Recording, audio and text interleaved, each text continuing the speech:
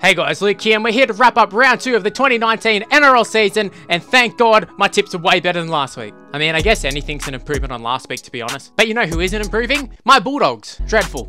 Absolutely dreadful, but I'll get to them later on. So like I said, an improvement on last week. 2 from 8 last week, I got 6 from 8 this week in tipping. And the ones I got wrong, they were kind of easy ones to get wrong anyways. But enough bragging about my tipping, let's get on to the wrap up. On Thursday, we saw the South Sydney Rabbitohs defeat the Dragons. It was kind of a comfortable victory in the end for the Rabbitohs, but at times the Dragons did look really good. I've got to say that the Rabbitohs, they look like the real deal this year. I'm not sure if it's Wayne Bennett or if it's just they got the right playing group, but either way, they are playing phenomenal. The Dragons, they got a lot to work on. Like I said, at times they did play well. I think they might have even hit the lead. I can't really remember. I know they were in it for a large part of the game. Dragons ran away with it. Rabbitohs ran away with it in the end, but the Dragons weren't complete shit. They need to figure out what's going on with their spine. But the Rabbitohs, they've got their spine worked out and it's working very, very well. Braden Burns looks good in the centers. Cameron Murray continues to impress, and Sam Burge is really leading the way. So Rabbitohs, I'm expecting them to do so well this year. On to Friday night, the first game, it was the Canberra Raiders taking on the Storm. Storm picked up the victory in Canberra.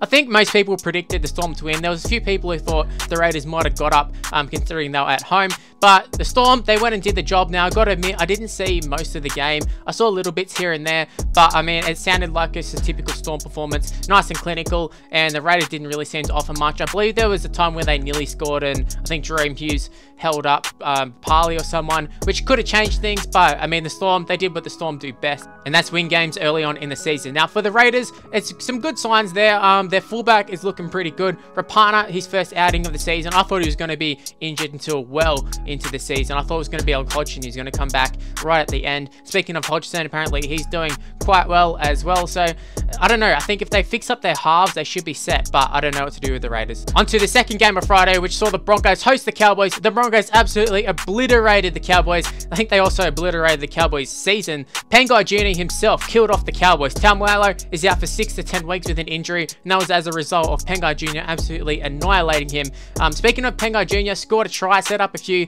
He was amazing, easily the standout performer, but everybody in that forward pack really aimed up. I spoke previously in my preview. I thought the Cowboys were going to have the better forward pack. I thought the Storm handled the Broncos, and I thought the Cowboys would do the same. The Broncos really muscled up. In fact, they absolutely decimated their whole forward pack. Targeted, you know, like I said, Taumalolo, they really targeted him, Maguire, everybody. There wasn't a bad forward in that Broncos forward pack on Friday night, which is a big thing. But I got to say, in hindsight, I really should have taken the Broncos. I'm not sure why I took the Cowboys. I know the Cowboys won the previous week, but the Broncos did take on the Storm and were terrible and still nearly won.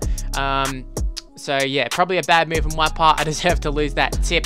But I mean, you look at the Cowboys backline. The Cowboys backline is just not good enough. It's not good at all. I mean, I know Felt's injured, but I mean, you look at Opashek, I think that's how you pronounce it, and Jordan Kahu. They're 2 players. Well, there's Maguire as well. They're 3 players who came over from the Broncos. You'd say only Josh Maguire would get into that Broncos side. And for the backs, Kahu and Opashek, they weren't going to get in the Broncos side, so that really says it all. They're Broncos rejects, and now they find themselves in the first team at the Cowboys. I suppose looking for an opportunity, but they really haven't shown too much. But yeah, overall, the Broncos look very, very good. Promising signs for Broncos. On to Super Saturday. The first game was the Cronulla Sharks taking on the Gold Coast Titans. It was at Shark Park, and it was a pretty easy win for the Sharks. So in my preview, I predicted a Sharks win by 13+, and that's exactly what happened. The Titans, they started off quite well, but they did fade very, very quickly. Once they couldn't put points on the board, it was sort of game over. I got to say, for the Sharks, that Nakora, I think that's how you pronounce it, got him my Supercoach. Absolute gun. Love him. Best player to have on Supercoach, I got to say. But I think their combinations are starting to work well, and it's only round 2, so I'm very interested to see how they go, you know, maybe at round 20 or so, assuming that there's no injuries or anything. But yeah, this Shark side, it is quite good. The forwards are a little bit like Nakora, very good. Capel, I'm not sure about Capewell. And, you know, Gallen was quite good. Like, they do have a lot of good forwards, but their bench is a little bit light. But, I mean, taking on teams like the Titans and those sort of bottom-end teams, I do think the Sharks will actually, they'll put the sword into them. So, yeah, Sharks are looking pretty good. Titans, not so much. They do have Tyron Roberts and Ash Taylor to come back, so that should make a big difference. But at the same time, I don't know, Titans are just missing that strike power. There's no X factor in that side. Also, even though it's very early on, some of their recruits don't look like the best. Like, they've got Peachy out in the centers, not really doing much, and then they've got Shannon Boyd, who's actually the biggest waste of space. Terrible signing. On to the second game, it was the Newcastle Knights being defeated by the Penrith Panthers. Now, I've got to say, I thought this game wasn't very good. This is 2 weeks in a row the Knights have played, and I thought the game quality wasn't great. I know the Panthers didn't play great last week as well, but they did get the job done this week. The Knights, they're just very disappointing for me. The forwards are okay, like Clemmer does a lot of the work. He, you know, puts up the stats, but apart from that, like, if he's not going forward, I don't really know who else is. For Penrith, Tamu and Campbell Gillard in particular really stepped up, so they did nullify Clemmer a fair bit. But, I mean, the Knights' backs don't really do anything. And I know the Panthers, I've talked about both these sides as being very good attacking outfits.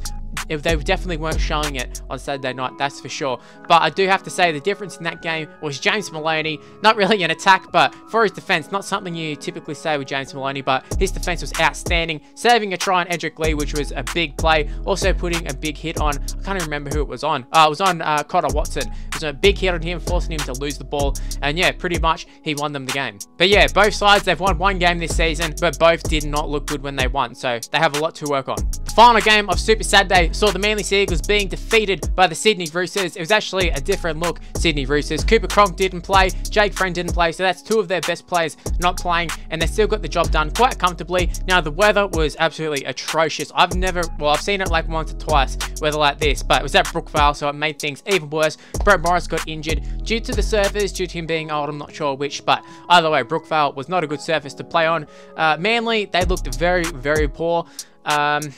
In saying that though, the Roosters didn't look particularly good themselves, but I'll put that down to the weather and also the fact that they had key players missing. Keary, he dominated when he was on, went off for a little bit, but Luke Keary, very good player.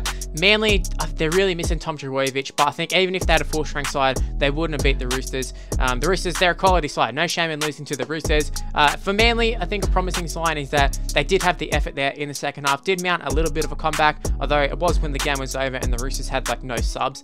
So, but I'm not going to take that away from Manly. They did put up a bit of a fight. But yeah, the Roosters, just too good. On to Sunday. This should be fun. Talking about my Bulldogs taking on the Parramatta Eels. Another win for the Eels, 2 on the trot, and 2 losses for the Bulldogs on the trot. Fantastic. Now, after the first half hour of play, I found myself in a little bit of a state of shock, maybe. The Bulldogs, they had the lead, and I couldn't believe what I was saying. I mean, I'm not going to say we dominated the first 30 minutes or so, or even the first half, but we did play quite well. We were sort of getting through our sets. Well, we seem to always get through our sets. I believe we've completed the most sets in the NRL. Our completion rates are the best, yet we're coming last. We're getting obliterated. Yeah, good work, Dean Pay. But the Eels, they just fired up. When they fired up, they really fired up. Blake Ferguson, absolutely unstoppable on the wing. He just seems to be getting better and better every year. So he has been a great signing for the Eels. Sean Lane looks to be very good as well. I really do like the Eels team. For a long time, they've been looking for a good halves combination. They've had Corey Norman there. He is a good, skillful player, but he doesn't seem to work well in team environments, as we're seeing at the Dragons right now. You know, you can put good players around him, but it just something doesn't seem to gel with him. And I think Mitchell Moses is definitely doing a lot better with a young fella there rather than Corey Norman. He's just been able to steer the ship around, and then Brown's been able to do his job as well, and he looked very good. I gotta say, for the Bulldogs though, as soon as the starting forwards go off, like Dylan Napa made very good meters, and then he goes off, and then the bench players come on, and that's where we turn to shit. I will say though, the Eels did benefit from some shit play, 2 intercepts in a row, which did kill off the game, and the Bulldogs did put up a little bit of a fight. Montoya dropped the ball over the line, so it's not like the Eels completely dominated the game, but there was never really a point when you thought, yeah, the Bulldogs might win this. So yeah, as much as it pains me to say it, my prediction of the Eels winning comfortably was true. On to the last game of the round. It was the West Tigers taking on the New Zealand Warriors. Now, I won't really talk about this game too much, as I didn't really see too much of the game. I only saw little bits and pieces of it, but the Tigers did win very comfortably according to the scoreline, according to the little bits I saw. Tigers were just way too good. Robbie Farah looked to be dominating. I think he scored a try, set up a few tries, some nice cutout passes to Corey Thompson on the wing. Not sure what's to go with the Warriors. I thought this might have happened. I know last week they played the Bulldogs, so I mean, any team who plays the Bulldogs, I'm expecting you to put at least 30, 40. I mean, Eels just did it. They did it with ease. Warriors did it, all fired up in an emotional game, And yeah, the problem with emotion is that it doesn't carry over to the next week most of the time. Now next week they go and play in front of a Christchurch home crowd, so whoever they play next week, I'm not looking forward to being that team. But yeah, the Warriors just weren't on last night. Once again, like I've said in previous videos, it's hard to get a read on the Tigers because they've played two terrible teams. They played Manly last week, they played Warriors this week, so I don't want to get too far ahead of myself and say, oh my god, the Tigers are the real deal this year, because chances are they'll take on a top team and get beat, but they are looking pretty good so far. Michael Maguire is having a good effect on that team. Anyway guys, that is the wrap up done. All the games were covered. A bit of a short one, just wanted to make a few little quick points, talk about the games real quickly. Leave in the comment section below what were your thoughts on round 2. Now if you did happen to enjoy the video, make sure you go ahead and like the video and subscribe to the channel if you're new around here. Follow me on Twitter and Instagram, it's Mr. Luke on YT, it's on the screen right now. My Facebook page is also in the description below, and go ahead and add me on Snapchat, Mr. Luke on YT. Rightio guys, round 2 was better for my tips, hopefully round 3 is also as good. I'll see you then. Bye guys.